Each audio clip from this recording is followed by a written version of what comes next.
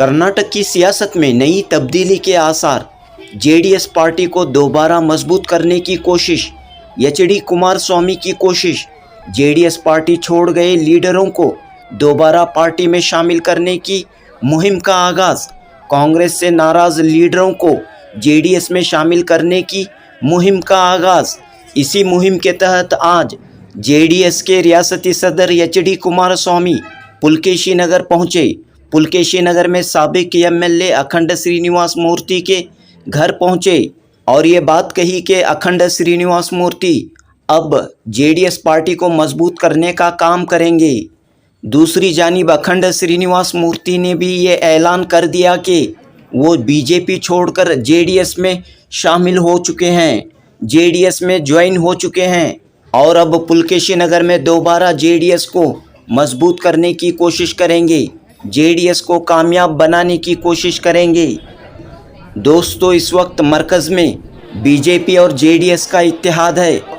इसके बावजूद एचडी कुमारस्वामी कर्नाटक में अपनी पार्टी को मजबूत करने की कोशिश कर रहे हैं और इसी कोशिश के तहत पिछले लोकसभा इलेक्शन में बीजेपी गए अखंड श्रीनिवास मूर्ति को वापस जेडीएस में ले आए हैं। इसी तरह जेडीएस छोड़ गए दीगर लीडरों को भी एचडी कुमारस्वामी दोबारा अपनी पार्टी में शामिल करने की कोशिश कर रहे हैं। कांग्रेस से नाराज लीडरों पर भी एचडी कुमारस्वामी की नजरें हैं।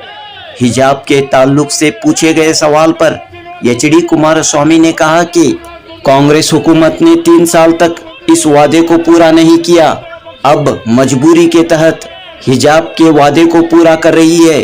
कांग्रेस हुकूमत ने दिल से ये वादा पूरा नहीं किया, मजबूरी के तहत दबाव में आकर इस वादे को पूरा कर रही है। मरकजी वजीर एचडी कुमारस्वामी सेंट्रल में बीजेपी के साथ अपनी दोस्ती को बरकरार रखते हुए रियासत में आज़ादाना तौर पर अपनी पार्टी को मजबूत करने की कोशिश कर रहे हैं। जनूबी हिंद न्यूज़ रिपोर्ट।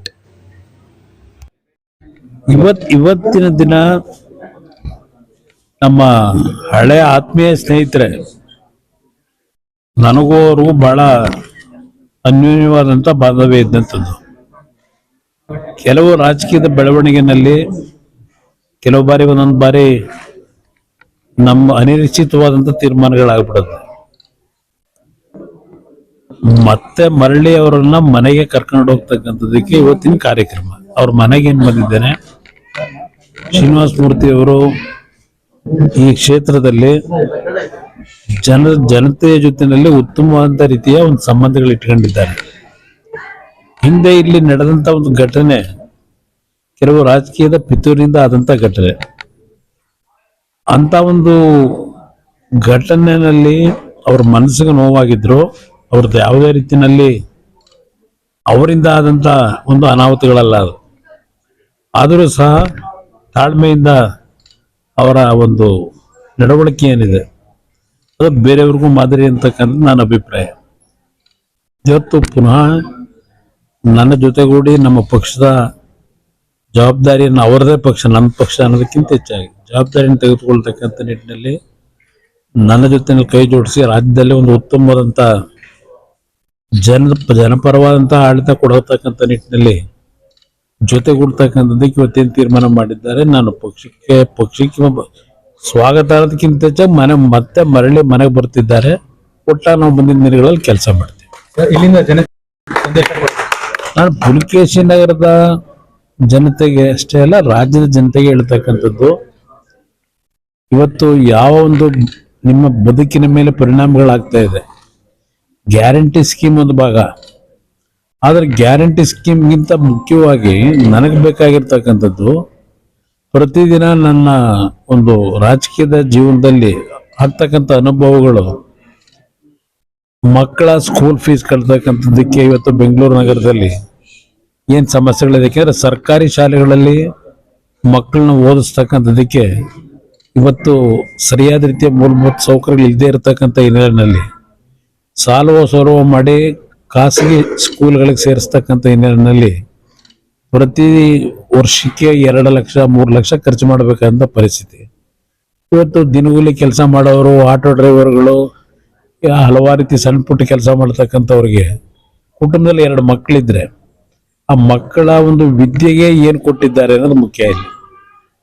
ಆ ಕೊಡ್ತಕ್ಕಂಥ 2,000 ರೂಪಾಯಿನಲ್ಲೂ ಅವ್ರ ಸಂಪಾದನೆ 15,000 20,000 ತಿಂಗಳಿಗೆ ಮಾಡ್ಬೋದು. 2 ಮಕ್ಕಳಿದ್ರೆ ಅವ್ರ ವಿದ್ಯೆ ಕೊಡತಕ್ಕಂಥದ್ದೇ ಬಹಳ ದುಸ್ತರವಾದಂಥ ವಾತಾವರಣ. ಕುಟುಂಬ ಇತ್ತೀಚಿನ ದಿನಗಳಲ್ಲಿ ಸರ್ಕಾರದ ಒಂದು ಕಾರ್ಯಕ್ರಮಗಳೇನಿದೆ, ಸರ್ಕಾರ ಕೊಡ್ತಕ್ಕಂಥ ಸಾರ್ವಜನಿಕರಿಗೆ ಇವತ್ತು ಪ್ರತಿನಿತ್ಯದ ವಸ್ತುಗಳನ್ನೇನು ಖರೀದಿ ಮಾಡ್ತಾರೆ,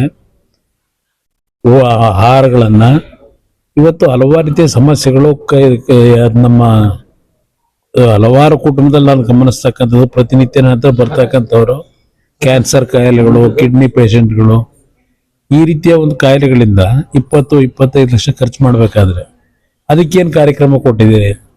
ಮನೆಗಳನ್ನು ಮಾರಾಟ ಮಾಡ್ಕೋತಾರೆ, ಆಸ್ತಿ ಮಾರಾಟ ಮಾಡಿ ಸಾಲಗಾರರಾಗ್ತಾರೆ. ಇದೆಲ್ಲವನ್ನು ನಾನು ಗಮನಿಸಿದ್ದೇನೆ. ಅದರಿಂದ ಇದೆಲ್ಲದಕ್ಕೂ ಒಂದು ಪರಿಹಾರ ತರ್ತಕ್ಕಂಥ ನಿಟ್ಟಿನ ಒಂದು ಸರ್ಕಾರ ಬೇಕಿಲ್ಲಿ ಕರ್ನಾಟಕಕ್ಕೆ. ಆ ನಿಟ್ಟಿನಲ್ಲಿ ನಾನು ನಾಡಿನ ಜನತೆಗೆ ವಿಶೇಷ ಪುಲಿಕೇಶಿ ನಗರ ಅತ್ಯಂತ ಕೆಳಮಟ್ಟದಲ್ಲಿರ್ತಕ್ಕಂಥ ಜನತೆ. ಇಲ್ಲಿ ಬಡತನ ಇದೆ, ಶ್ರಮಪಟ್ಟು ಜೀವನ ಮಾಡ್ತಕ್ಕಂಥವ್ರು, ಬಡತನ ಇದ್ರೂ ಅತ್ಯಂತ ಶ್ರಮಜೀವಿಗಳಿವರು. ಇವರ ಒಂದು ಕುಟುಂಬಗಳ ಪರಿಸ್ಥಿತಿಗಳು, ಇಲ್ಲಿ ಮೂಲಭೂತ ಸೌಕರ್ಯಗಳು ಯಾವ ರೀತಿ ಮಾಡಿದ್ದಾರೆ ಇದೆಲ್ಲವನ್ನು ನೋಡಿದ್ದೇವೆ ನಾವು. ಇವತ್ತು ಶ್ರೀನಿವಾಸ ಮೂರ್ತಿಯವರಿದ್ದಾಗ ಪ್ರತಿನಿತ್ಯ ನನ್ನ ಇಲ್ಲಿ ಆಹ್ವಾನ ಮಾಡೋರು, ಇಲ್ಲಿ ಯಾವುದೇ ಒಂದು ಕಾರ್ಯಕ್ರಮಗಳಾದರೂ ಅವ್ರ ಜೊತೆ ನಾನು ಬರ್ತಾ ಇದ್ದೆ. ಇಲ್ಲಿ ಜನರ ಬದುಕಿನ ವಿಷಯದಲ್ಲಿ ಸರ್ಕಾರ ಇವತ್ತು ಕೊಡ್ತಕ್ಕಂಥ ಮೂಲಭೂತ ಸೌಕರ್ಯಗಳು ಅತ್ಯಂತ ಕಳಪೆ, ಗುಣಮಟ್ಟದಲ್ಲಿ ಅತ್ಯಂತ ಕೆಟ್ಟ ರೀತಿಯ ಒಂದು ವಾತಾವರಣ ಏನಿದೆ, ಇದೆಲ್ಲವನ್ನ ಸರಿಪಡಿಸ್ತಕ್ಕಂಥ ನಿಟ್ಟಿನಲ್ಲಿ ಒಂದು ಹೊಸ ಬೆಳವಣಿಗೆ ತರಲಿಕ್ಕೆ ಶ್ರೀನಿವಾಸ ಮೂರ್ತಿಯವ್ರಿಗೂ ನಾನು ಜೊತೆಗೂಡ್ತಕ್ಕಂಥದ್ದಕ್ಕೆ ಏನು ಮನವಿ ಮಾಡ್ತಾ ಇದ್ದೇನೆ. ನಾವು ವೈಯಕ್ತಿಕವಾದಂಥ ನಮ್ಮ ಪದವಿಗಳಿಗಿಂತ ಹೆಚ್ಚಾಗಿ ಜನರ ಬದುಕನ್ನು ಸರಿಪಡಿಸ್ತಕ್ಕಂಥ ನಿಟ್ಟಿನ ಸರ್ಕಾರ ತರಬೇಕು. ಅದಕ್ಕೋಸ್ಕರ ಹೋರಾಟ ಮಾಡ್ತೇವೆ. ಸರ್, ರಾಜ್ಯ ಸರ್ಕಾರ ಹಿಜಾಬನ್ನು ಅನುಮತಿ ಕೊಟ್ಟಿದೆ. ಇದ್ರ ಬಗ್ಗೆ ನೀವು ಈ ವಿದ್ಯಾರ್ಥಿಗಳಿಗೆ ಏನ್ ಸಂದೇಶ ಕೊಡೋಕೆ ಇಷ್ಟಪಡ್ತೀರಾ ಸರ್? ಈ ವಿಷಯದಲ್ಲಿ ಬಹುಶಃ ಈ ಪ್ರಕರಣ ಬಂದಾಗ ಹಿಜಾಬ್ನ ವಿಷಯದಲ್ಲಿ ವಿಧಾನಸಭೆಯಲ್ಲಿ ಕಾಂಗ್ರೆಸ್ನವರು ಚರ್ಚನೆ ಮಾಡಲಿಲ್ಲ. ಆ ಒಂದು ಸಮಾಜಕ್ಕೆ ರಕ್ಷಣೆ ಕೊಡ್ತಕ್ಕಂಥ ನಿಟ್ಟಿನಲ್ಲಿ ಅವರಿಂದ ಏನೋ ವಿಧಾನಸಭೆ ಕಲಾಪದಲ್ಲಿ ಚರ್ಚೆಗೆ ಯಾರು ಮಾತಾಡಲಿಲ್ಲ, ಆಸಕ್ತಿ ತೋರಿಸ್ತಿಲ್ಲ. ಹಿಜಾಬ್ನ ವಿಷಯದಲ್ಲೂ ಸಹ ಏನಾದರೂ ಅವರು ನಮ್ಮ ಈ ಒಂದು ಧರ್ಮದ ಪರವಾಗಿ ಹೋರಾಟ ಮಾಡ್ತಕ್ಕಂಥ ಧ್ವನಿ ಎತ್ತಿದ್ರೆ ಅದು ನಾನು ವಿಧಾನಸಭೆಯಲ್ಲಿ ವಿರೋಧ ಪಕ್ಷದ ನಮ್ಮ ಪಕ್ಷದ ಶಾಸಕಾಂಗ ಪಕ್ಷದ ನಾಯಕನಾಗಿ ಎತ್ತಿದ್ದೇನೆ. ವಿಧಾನಸಭೆಯ ರೆಕಾರ್ಡ್ನಲ್ಲೇ ಇದೆ. ಇವತ್ತು ಇವರು ಈಗ ಹಿಜಾಬ್ನ ವಿಷಯವನ್ನು ಮುಂದೆ ತಂದಿರತಕ್ಕಂಥದ್ದು ಮೊನ್ನೆ ನಡೆದಂಥ ದಾವಣಗೆರೆ ಉಪಚುನಾವಣೆಯಲ್ಲಿ ಸಮಾಜದ ಮೇಲೆ ಆಗಿರ್ತಕ್ಕಂಥ ಒಂದು ಅಸಮಾಧಾನ ಅವರಲ್ಲಿ ಕಾಂಗ್ರೆಸ್ ಬಗ್ಗೆ, ಅದರ ಹಿನ್ನೆಲೆಯಲ್ಲಿ ಇತ್ತೀಚೆಗೆ 3 ವರ್ಷ ಆದಮೇಲೆ ಅಧಿಕಾರಕ್ಕೆ ಬಂದು ಈಗ ಈ ಒಂದು ವಿಷಯವನ್ನೇನು ಪ್ರಸ್ತಾಪ ಮಾಡಿದ್ದಾರೆ, ಎಲ್ಲಿ ಕಾಂಗ್ರೆಸ್ಗೆ ಆ ಒಂದು ವರ್ಗದ ಜನ ಮುಂದಿನ ದಿನಗಳಲ್ಲಿ ದೂರ ಹೋಗ್ತಾರೋ ಅಂತಕ್ಕಂಥ ಭಯದಿಂದ ಮಾಡ್ಕೊಂಡಿದ್ದಾರೆ ಹೊರತು ಹೃದಯದಿಂದ ಮಾಡಿರ್ತಕ್ಕಂಥ ಕಾರ್ಯಕ್ರಮ. अस्सलाम वालेकुम। आज का हमारा कुमार स्वामी साहब आप के सेंट्रल के मिनिस्टर और एक्स CM कर्नाटक राज्य के, और आज हमारा कांसेसी को पुलकेशन विधानसभा क्षेत्र को आपको वो बात कर को हमारे घर को आपको हमारा लीडर को पूरा मिल को पुलकेशन पूरा पुलकेशन लीडर को मिल को सबको बात कर को सबको मुबारकबाद देखो है। नेक्स्ट को आया JDS आना पुलकेश नगर में कर बोल के डेफिनेटली JDS आता MLA। सबका आशीर्वाद, अल्लाह का आशीर्वाद, पूरा आशीर्वाद से, पूरा आदमी का लीडर का आशीर्वाद से और लोकल लीडर का आशीर्वाद से सभी अच्छा होता है। सर, कल की बारिश से बहुत सारा नुकसान, जगह जगह पानी देखने को मिला, खासकर पुलकेशी नगर, लेकिन डेवलपमेंट के नाम पर कहीं ना कहीं कांग्रेस में नए MLA अपना ये कर रहे हैं, इस पर क्या कहना चाहिए? पुलकेशी नगर में नया अभी कम है, वही 10 साल का पीछे देखना था, अभी कम है। बारिश आए तभी अब पानी होता नहीं चला, पहले घर घर को पूरा निकलता था।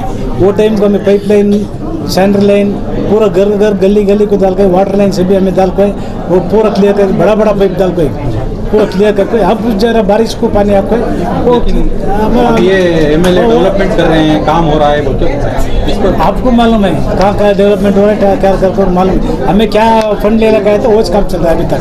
जी नेक्स्ट इलेक्शन में क्या तैयारी है? न्यू प्रोजेक्ट्स का भी नहीं मिला, अभी तक अप्रूव किया था वही वो चल रहा है। नेक्स्ट 2028 की किस तरह की तैयारी रहेगी? हमें घर घर को जाते, घर घर को जाकर हमें रिक्वेस्ट करके वोट डालने की कोशिश है। कहीं ना कहीं एक कम्युनिटी आपसे नुकसान थी एक चंद लोगों की वजह से, नहीं वो वो क्या पैगाम? कौन क्या करे तो भी अल्लाह एक है। हमें गलत करे तो हमना अल्लाह गलत करता है। कौन गलत कर कोई उसे सजा मिलना को है। अब उन्हें एक्स मेयर करे तो वो गलत उसका है, कोर्ट में केस चल रहा है। 4 आदमी का ही हमें केस में कंप्लेंट देखो, दूसरा आदमी का नहीं, पूरा कॉन्सेंसी को मालूम। कोर्ट में भी अभी आज भी कोर्ट में हमें बोल गए 4 आदमी का इसे दूसरा का नहीं। शुक्रिया सर।